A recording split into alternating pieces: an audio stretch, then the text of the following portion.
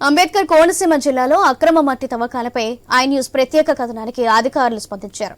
గత కొంతకాలంగా యథేచ్ఛగా గోదావరి లంక కోనసీమ పొలాల్లో అడ్డగోలుగా మట్టి తవ్వకాలు చేస్తున్నారు అక్రమార్కులు.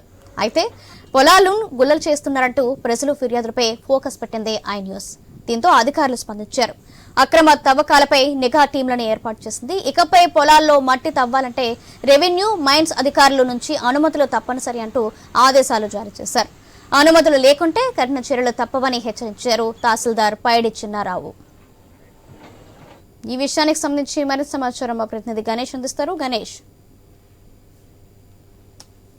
ఎర్రచందనాన్ని ఎలా తగిలిస్తారో అలాగే లారీలు, ట్రాక్టర్లలో కోనసీమ జిల్లాలో ఉన్నటువంటి మట్టిని దళారులు ఆ విధంగా తరలించుకుపోతూ ఉన్నారు. వీరికి స్థానికంగా ఉన్నటువంటి అధికారులు అండదండలు ఉండడంతో యథేచ్ఛగా ఉన్నటువంటి పర్మిషన్స్ కంటే ఎక్కువ స్థాయిలో తవ్వకాలు జరిపి మట్టిని దోచేస్తున్నటువంటి సందర్భం జిల్లా వ్యాప్తంగా కనిపిస్తుంది.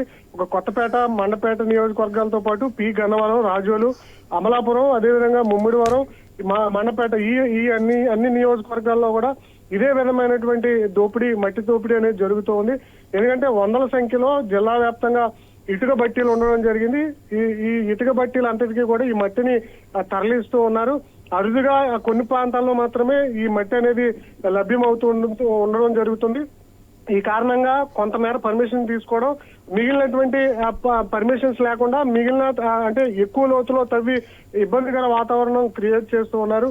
గోదావరి ఏటుగట్టును ఆనుకుని తవ్వకాలు చేయడంతో బలహీనంగా గోదావరి ఏటుగట్టు మారుతుంది. వరదలకు లంక గ్రామాలు ఎక్కువగా ప్రభావితమై పూర్తిగా కనుమరుగయ్యే పరిస్థితి ఈ భవిష్యత్తులో ఏర్పడడం జరుగుతుంది. అందువల్ల అధికారులు ఈ గోదావరి ఏటిగట్టున మట్టి తవ్వకాలు జరపకుండా చర్యలు తీసుకోవాల్సినటువంటి పరిస్థితి కనిపిస్తుంది.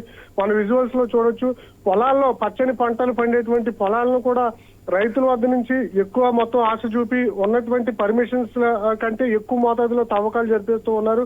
సాధారణంగా ఇటు మైన్స్ అధికారులు, రెవెన్యూ, ఇరిగేషన్ శాఖ అధికారులు పర్మిషన్స్ ఉంటేనే ఈ మట్టి తవ్వకాలు జరుపుకోవాల్సి ఉంటుంది.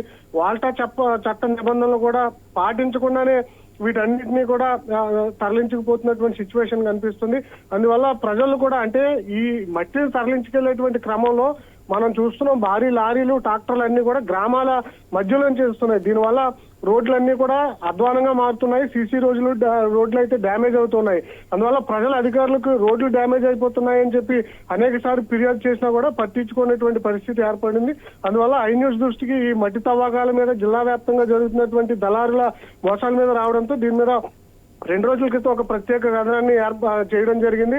అధికారుల అలసత్వం, అధికారుల అంటే దోపిడీకి సహకరిస్తున్నటువంటి సందర్భంలో ఈ మట్టి మాఫియా అనేది చెలరేగిపోతున్నటువంటి అంశంలో ఐ న్యూస్ ఫోకస్ పెట్టడంతో ఈ విషయం వెలుగులోకి రావడం జరిగింది. జిల్లా అధికారులు కలెక్టర్ దృష్టికి, అదేవిధంగా ఇటు మైన్స్ అండ్ ఇరిగేషన్ శాఖ అధికారుల దృష్టికి వెళ్లడంతో జిల్లాలో ప్రత్యేక నిఘా టీంలను ఏర్పాటు చేశారు.